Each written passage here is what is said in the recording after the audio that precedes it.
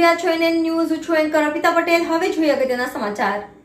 Dharmendrasinh વાઘેલાને વાઘોડિયાની ticket મળતા જ જાણો શું કહ્યું પૂર્વ ધારાસભ્ય મધુ શ્રીવાસ્તવે. કોંગ્રેસ અથવા આમ આદમી પાર્ટી અને અપક્ષમાંથી ઉમેદવારી કરી શકે છે. રિપોર્ટર આશીષ ન્યાતી, NN ન્યૂઝ વડોદરા. દર્શક મિત્રો, તમારી આસપાસ બની રહેલી અવનવી ઘટનાઓ વિશે જાણવા માટે NN ન્યૂઝને લાઇક કરો, શેર કરો, સબસ્ક્રાઇબ કરો અને બેલ આઇકન પ્રેસ કરો, જેથી આપને નોટિફિકેશન્સ મળતી રહે. પ્રકારે ધર્મેન્દ્રસિંહ વાઘેલાને ભાજપે ટિકિટ આપી છે, કઈ રીતે આને જુઓ છો ને મધુભાઈનું શું સ્ટેન્ડ છે? ભાઈ, વાઘેલાની વાત કરતા હોય તો એમને ખોટું કરવું છે. ખરેખર પક્ષ તરીકે ચૂંટાયા મારી વાઘોડિયાની પ્રજાએ એમને ખોબે ખોબે ભરીને વોટ આપ્યા, તો એમને કોઈ પક્ષાંતર લાગતું ના હોય, કોઈ કોંગ્રેસ હોય કે ભાજપ હોય, કોઈને બી સપોર્ટ કરી શકે છે. પણ એમને ખરેખર ખોટા ધંધા કરવા છે.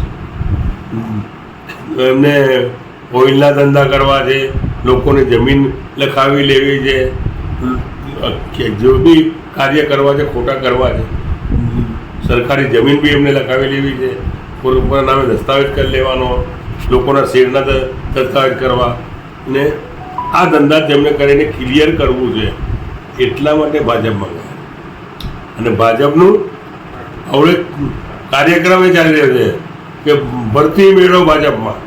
એટલે ભાજપનું ભરતી મેળો એ થયો કે ચોરી करके आओ, डकैती करके आओ, जो भी करके आओ, सब आ जाओ भाजप में, અને वॉशिंग मशीन में डाल के आपको क्लियर कर देते और